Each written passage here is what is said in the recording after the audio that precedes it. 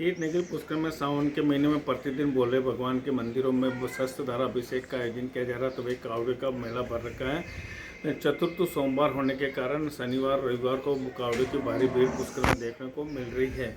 इसी के अंतर्गत आज सुदाबाई के तीर्थ पुरोहित समाज सेवी मुकेश पारासर की तरफ से माँ दुर्गा गोल्ड नर्सरी में स्थित शिव मंदिर में भव्य शस्त्रधारा अभिषेक का आयोजन किया गया, जिसमें काफ़ी संख्या में भक्त मौजूद थे। वे इसके अलावा चौहान वंशज की तरफ से आज 10वीं भव्य कावड़ यात्रा निकाली गई, जिसमें मगरा क्षेत्र के 300 गांवों के 2000 से अधिक कावड़ यात्री पुष्कर आए और पवित्र सरोवर का जल भरकर अपने अपने स्थान पर लेकर गए और भगवान भोले के नारे लगाते हुए निकल रहे थे। इस कावड़ यात्रा का जगह जगह भव्य स्वागत किया गया। इसके अलावा आज दादीज भवन में फाउंडेशन फ्योरी लोटो में अध्ययन करने वाले बच्चों को दादीज सेवा श्रम के तत्वाधान में गणवेश वितरण की गई तथा उनको भोजन कराया गया। पुष्कर की हर पल की खबर देखते रहे बदलता पुष्कर के संग मैं अनिल कुमार पारासर, बदलता पुष्कर संपादक।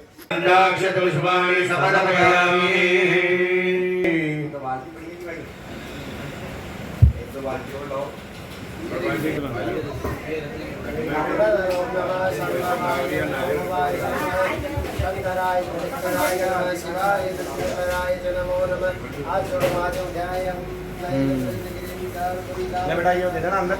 बोलो श्री ब्रह्मा को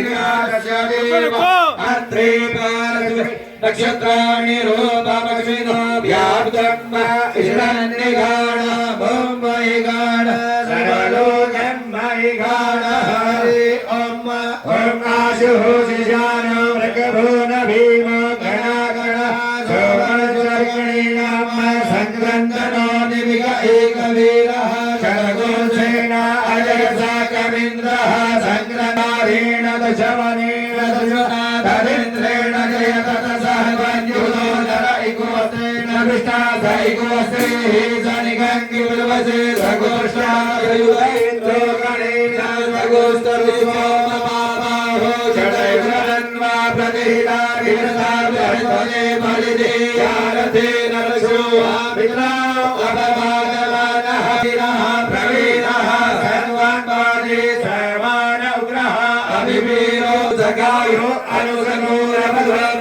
अभिगोत्राणि दशाकाहमानो दयो वीरः शतवन्यरेन्द्रः दशवनः प्रगणाघाटयोर्ष्वाटगौन्येन अवधुभयसो इन्द्र आसन्नेत बृहस्पति दक्षिणाधिनः मुरयेतु सोमः देवसेनानामभिभञ्जतेन जयन्तेन मरुतो जन्तु जन्म इन्द्रस्य वृष्णो वरुणस्य राज आदित्यानां मरुता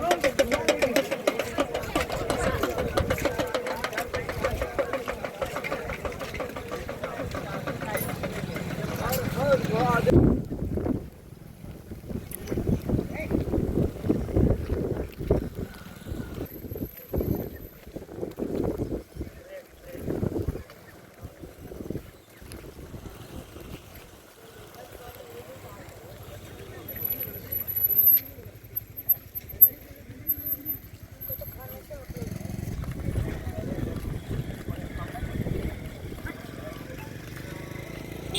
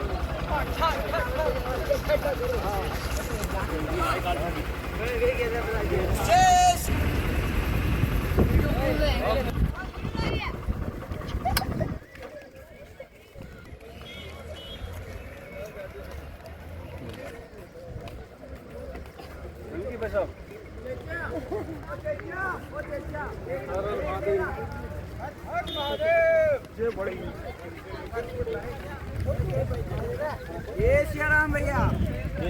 देख लगते रिंग। सावित्री माता है। पर मकान भी होती, मकान नहीं है, मंदिर है, पूरा बिल्डिंग होती है। जय श्री राम। जय श्री राम। बम बम भोले। बम बम भोले। जय भोले हर महादेव।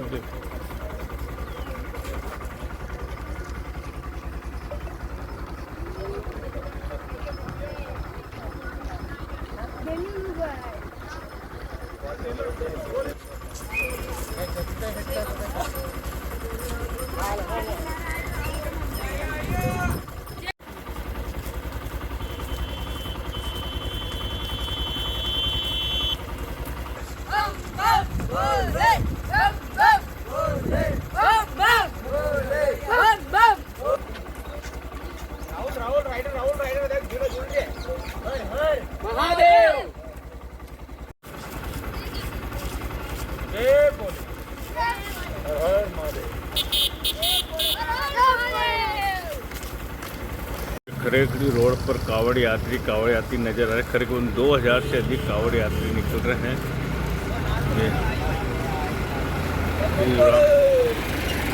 करीबन 300 गाँव चीता मेरा 300 गाँवों के हैं।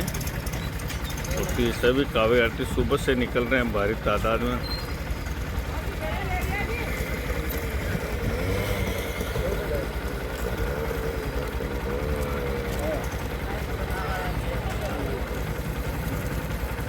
सर आज क्या कार्यक्रम रखा गया? आज मगरा क्षेत्र में जो पिछले 10 वर्षों से कावड़ यात्रा निकल रही है, सम्राट पृथ्वीराज चौहान के पुण्य स्मरण से यात्रा शुरू होती है। चौहान गौरव कावड़ यात्रा के नाम से पुष्कर जी से लेकर मगरा क्षेत्र की जो प्राचीन धुनियाँ हैं, उन धुनियों से ये यात्रा जाएगी। आज 1987 लोगों ने कावड़ लिए हैं और लगभग कोई 300 से अधिक गांवों के लोग हैं, जिसमें शिवपुरा घाटा की धुनी, आसपाड़ महादेव की धुनी, अकलपुरी की धुनी और चांगेश्वर महादेव और नीलकंठ महादेव, ये जो मगरे की प्रसिद्ध धुनियाँ जो हजारों वर्ष पुरानी धुनियाँ, वहाँ तक ये यात्रा जाएगी। एक धुनी, एक लोटा धुनी पर दूसरा लोटा अपने गांव के शिवालयों पर वहाँ जलाभिषेक होगा, रुद्राभिषेक होगा और भजन संध्या इस प्रकार का। सर ये कितने सालों से निकल रही है, कौन सी यात्रा है? ये 10 वर्षों से निकल रही है, ये 10वीं यात्रा है और कोरोना में भी ये यात्रा निर्बाध गति से चलती रही है। 10वीं यात्रा है चौहान गौरव कावड़ यात्रा। सम्राट पृथ्वीराज चौहान का जागरण मगरा क्षेत्र में हो, सनातन धर्म का अभ्युदय हो, इस दृष्टि से कावड़ यात्रा निकाली गई। आपका नाम? पृथ्वी सिंह भोजपुरा। अपनी नाश्ता चालू है, खाना तो दोपहर का नाश्ता तो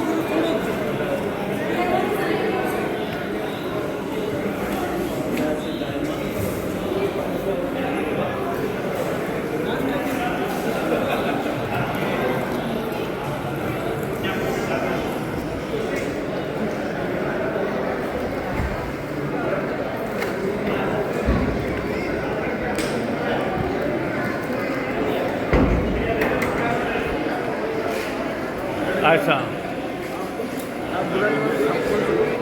दलता पुष्कर अनिल सर अनिल सर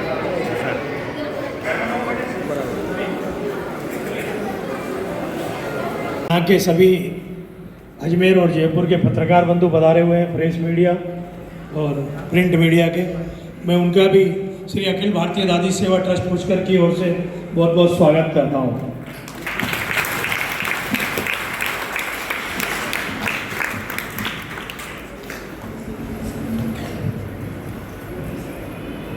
मैं आमंत्रित करूंगा नर्सरी क्लास से प्रथम स्थान प्राप्त करने के लिए तमन्ना खारोल को।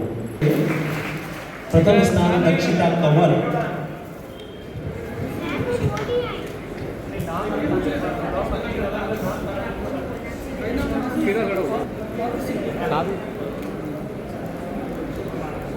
अन्ना ने